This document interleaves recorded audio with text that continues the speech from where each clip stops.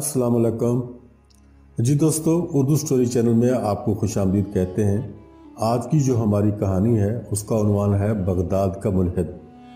जी हाँ, ये एक बगदाद शहर का वाक़या है जो आज हम आपके साथ शेयर करेंगे। पुराने ज़माने में बगदाद शहर में एक मुल्हिद रहता था जो मुसलमानों का अज़ली दुश्मन था। शैतान भी उससे पनाह मांगता था। वो रोज़ाना शहर में निकल जाता और मुसलमानों को रोक रोक कर चंद ऐसे वाहियात सवाल पूछता रहता था। ये सवालात बड़े अजीब तरह के होते थे। कई बार मुसलमान उलमा व मशाइख और मुनाज़िर हजरात ने कुरानी आयात से जवाब देने की कोशिश की, लेकिन वो नहीं मानता था। वो कहता था कि कोई अकली दलील लेकर आओ तब मैं मानूंगा। फिर एक दिन वो बाज़ारों में अपने सवालात मुख्तलिफ मुसलमानों से पूछ रहा था कि अचानक एक 10-11 साल का मुस्लिम बच्चा उसके सामने दीवार बनकर खड़ा हो गया। उस बहादुर बच्चे ने इस मुल्हिद से कहा कि मैं तुम्हारे सवालात का जवाब दूंगा। वो मुल्हिद ये समझा कि ये तो बच्चा है, ये कैसे जवाब दे सकता है। मुल्हिद ने कहा कि जाओ अपना काम करो, अपने किसी बड़े को बुलाओ, तुमसे मैं बात नहीं करना चाहता। बच्चे ने कहा तुम अपना सवाल बताओ, मैं तुम्हारे हर सवाल का जवाब दूंगा। मुल्हिद ने अपना पहला सवाल पूछा, तुम मुसलमान जिस अल्लाह की इबादत करते हो, मुझे ये बताओ कि तुम्हारे उस अल्लाह को किसने पैदा किया था।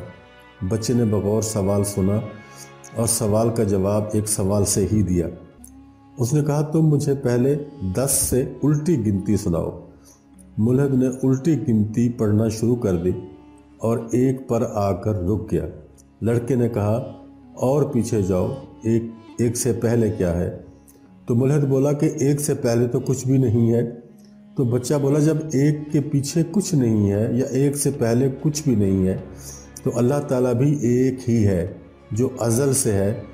अल्लाह से पहले कुछ नहीं था और जब पहले कुछ था ही नहीं तो इसका मतलब है अल्लाह सुब्हानहू व तआला को किसी ने पैदा नहीं किया, वो हमेशा से मौजूद है।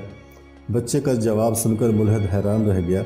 बच्चे ने कहा अब तुम अपना दूसरा सवाल बोलो। इतनी देर में वहाँ अच्छा खासा मजमा जमा हो चुका था। लोग बच्चे की जहानत देखकर हैरान हो रहे थे। मुल्हिद ने अपना दूसरा सवाल पूछा, तुम लोगों का अल्लाह किस चीज़ का बना हुआ है, यानी पीतल का है, तांबे का है या सोने का है। इसकी तख्लीक में क्या चीज़ इस्तेमाल हुई है। बच्चे ने सवाल को बहुत गौर से सुना और कुछ देर के लिए खामोश हो गया। फिर इस बच्चे ने मुल्हिद से पूछा कि क्या तुमने कोई ऐसा इंसान देखा है जो मरने के ऐन करीब हो और जिसने तुम्हारे सामने दम तोड़ा हो। और उसने कहा हाँ देखा है। तो फिर तुमने ये भी सोचा होगा कि ये अभी तो हरकत कर रहा था, लेकिन मरने के बाद इसने हरकत करना क्यों बंद कर दी। मुल्हिद झट से बोला जब उसकी रूह ही निकल गई तो लाजमी बात है वो हरकत करना बंद कर देगा। बच्चे ने कहा जब रूह निकल रही थी तो क्या तुमने रूह को निकलते हुए देखा था कि वो किस चीज़ से बनी है, पीतल की, तांबे की या सोने की। तो मुल्हिद ने कहा मैं रूह को जब देख ही नहीं सकता तो कैसे बता सकता हूँ कि वो किस चीज़ से बनी है। जब तुम रूह को देख नहीं सकते और ना ही ये बता सकते हो वो किस चीज़ से बनी है, लेकिन फिर भी तुम ये मानते हो कि रूह है, तो फिर तुम किस तरह रूह के पैदा करने वाले के मुतालिक सवाल पूछ रहे हो कि वो किस चीज़ से बना है। बच्चे की इस्तकामत देखकर और उसके जवाबात सुनकर मुल्हिद अब खासा परेशान हो गया था। बच्चे ने कहा चलो अब अगला सवाल करो। मुल्हिद बोला तुम मुसलमान कहते हो कि अल्लाह सब कुछ देखता है और हर तरफ देखता है, तो ये कैसे एक ही वक्त में हर तरफ देखता है और इस वक्त वो कहाँ और क्या देख रहा है। बच्चे ने कहा कि क्या तुम किसी तारीक और अंधेरी जगह पर कभी शमा जलाई है।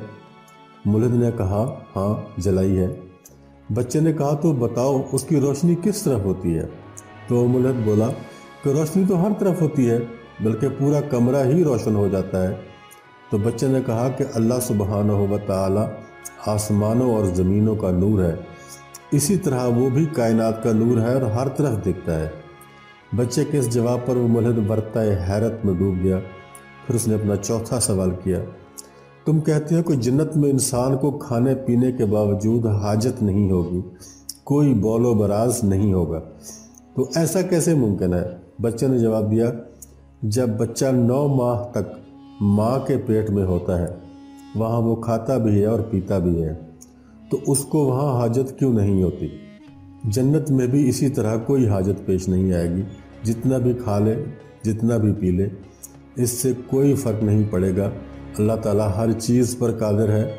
اب تو وہ ملحد شرمندہ ہو چکا تھا، لیکن پھر بھی اس نے اپنا اگلا سوال کیا، تم مسلمان کہتے ہو کہ دوزخ میں دوزخیوں کو آگ کا عذاب دیا جائے گا، تو تم یہ بتاؤ کہ جو جنات ہیں وہ تو آگ ہی سے بنے ہیں، ان پر اس آگ کا کیا اثر ہوگا؟ سوال مکمل ہوتے ہی بچے نے زمین سے مٹی اٹھا کر ملحد کی آنکھوں اور منہ پر پھینک دی، جس کی وجہ سے وہ ملحد تکلیف سے چلانے لگا۔ تو اس وقت بچے نے کہا، جب تم مٹی سے بنے ہو تو پھر مٹی سے تمہیں تکلیف ہوئی یا نہیں؟ ملحد نے کہا، ہاں بہت تکلیف ہوئی ہے۔ بچے نے کہا، ایسے ہی جنات کو بھی آگ سے تکلیف ہوگی۔ ملحد کو سوالوں کے جوابات مل چکے تھے۔ مجمع میں موجود مسلمانوں نے بچے کو کندھوں پر اٹھا لیا اور اس طرح اللہ سبحانہ و تعالیٰ نے ایک چھوٹے سے بچے کے ہاتھوں اس کو ذلیل و رسوا کر دیا، اور اس طرح یہ فتنہ ہمیشہ کے لیے کچلا گیا۔ اس قسم کے لوگوں کا علاج اللہ تعالیٰ کے ہاں تو پھر ایسے ہی ہوتا ہے۔ ملحد نے بڑی سوچ بچار کے بعد یہ سوالات ترتیب دیے تھے، لیکن ایک چھوٹے سے بچے نے اس کو بھری بازار میں ذلیل و رسوا کر دیا۔ بے شک اللہ بہترین تدبیر کرنے والا ہے۔